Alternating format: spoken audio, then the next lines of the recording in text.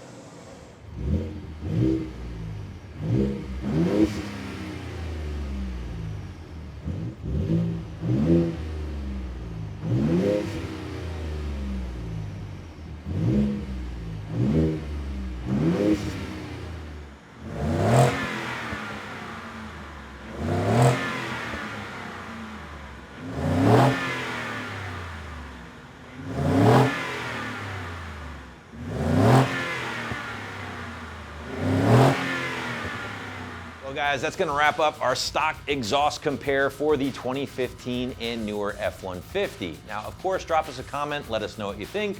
Yes, I know the V8's probably going to win, but we always like to hear your feedback.